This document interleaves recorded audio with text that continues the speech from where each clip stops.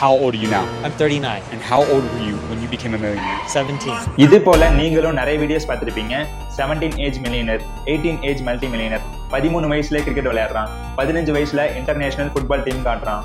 Just 4 ஸ்டெப்ல எதனால அவங்க அப்படி இருக்காங்க, எதனால நீங்க எப்படி இருக்கீங்கன்னு சொல்லி பார்த்துடலாமா?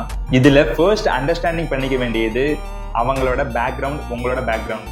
அவங்களோட அப்பா அம்மா வெல்த்த பாருங்க, உங்களோட அப்பா அம்மா வெல்த்த பாருங்க, கண்டிப்பா மேசிவான டிஃபரன்ஸ் இருக்கும். Second, knowledge. இப்போ ஒரு எக்ஸாம்பிளுக்கு புக்கேஷ் எடுத்துக்கிட்டா கூட world youngest chess champion, world champion. உங்க பேரண்ட்ஸோ உங்களோட டீச்சர்ஸோ யாராச்சும் இவ்வளோ கைட் பண்ணியிருந்தா நீங்களும் கண்டிப்பா சக்சஸ்ஃபுல்லாக நிறைய சான்சஸ் இருக்கு. நம்ம தேட பார்க்க போறது சரௌண்டிங் தான். அவங்க சரௌண்டிங் ரொம்ப டிஃப்ரெண்டா இருக்கும். பிகாஸ் அவங்க பிறந்தது எல்லாருமே டயர் 1 சிட்டியில இருக்க 99% சான்ஸ் இருக்கு.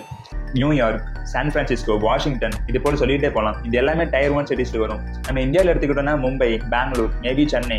Fourth, communication and networking. அவங்களோட நெட்வொர்க் டயர் 1 சிட்டியில பிறந்தனால ஈஸியா நிறைய ஈவெண்ட்ஸ் அட்டென்ட் பண்ண முடியுது, நிறைய பேர் கூட கனெக்ட் பண்ண முடியுது. அதனால அவங்க ஈஸியா அவங்களோட நெட்வொர்க்கையும் க்ரோ பண்ணிக்கலாம், அவங்களோட நாலேஜும் க்ரோ பண்ணிக்கலாம், எல்லாமே க்ரோ பண்ணிக்கலாம்.